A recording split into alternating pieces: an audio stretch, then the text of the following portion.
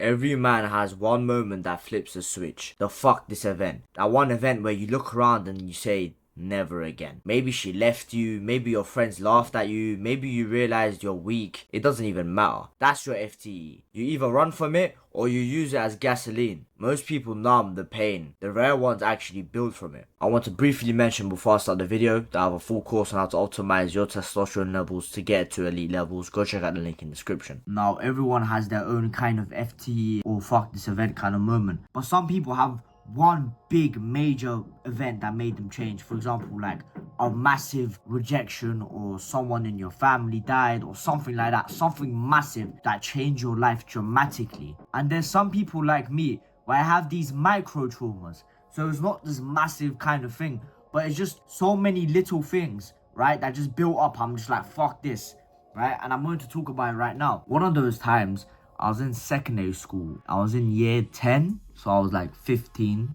Yeah, I was 15. And there was this girl I liked, and I wanted to talk to her, right? But at that time, I've never talked to a girl in my life. I've never even cold approached or did anything like that. And I was pretty fat. And I was not really popular in school as well. So I had nothing going for me. I was walking down after school with my friend, and I see her and her friend walking down some other way, right? And then my friend was like, oh no, this is fate, bro. There's a reason why they left late. There's a reason why you left late for school. Because the funny thing is, right, we left school about 10 to 15 minutes late.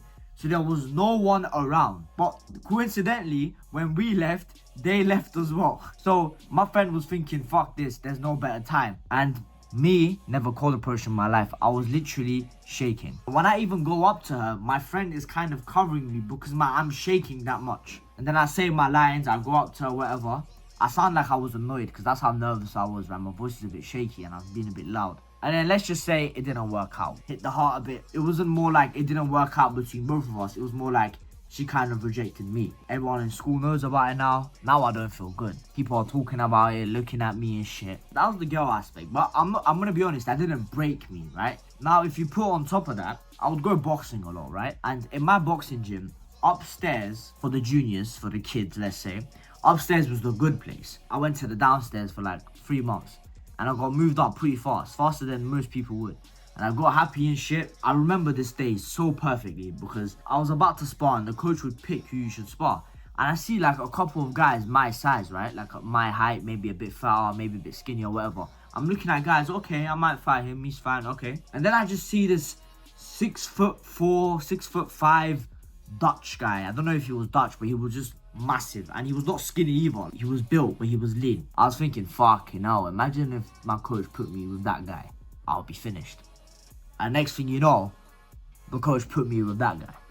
No clue why. But the guy did not really give a shit when we were sparring and beat the fuck out of me. Now guys, I've never got dropped in sparring, but that was the closest to me actually getting dropped because I was getting battered.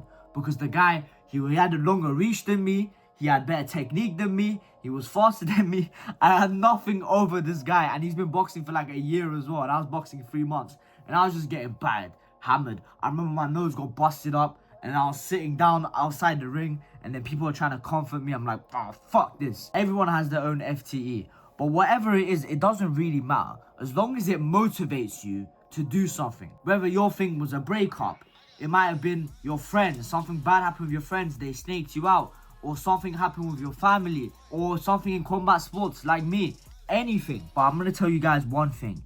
Please don't feel sorry for yourself. Don't think, oh, look what's happening to me, it's so bad. That's how you become a pussy from trauma. You see how there's like two people who go through the same trauma and they're both bad. One guy ends up becoming a masculine, driven, purposeful man. Another guy becomes worse than he was before. It's because they don't take accountability. They don't do anything. They just think, oh, look, my life is so terrible. Everything bad that's happened to you, you could use it as a good thing. Even if you look at history, let's say if you look at Genghis Khan, for example, he killed his own brother by I think he was the age of 9 or something crazy like that. Very young. His wife and kids got captured and then he had to raise a big army and then go save them back. There's always traumas that a successful man goes through. So actually see these traumas as a good thing. Change your thinking a little bit. And of course, to deal with these traumas, right? If you have high levels of androgens, testosterone, DHT, then you're able to cope with them better and actually improve from the traumas. That's why two people could have the exact same life and traumas, but one guy could just come out way better than the other guys, because usually the other guy has higher androgens, right? Because testosterone makes you more vengeful, not in a bad way, in a way like I need to prove myself. That's why I have a full course on how to optimize your testosterone. Go check out the link in the description. That's been Team TMS, Testosterone Muscle Strength. Bye.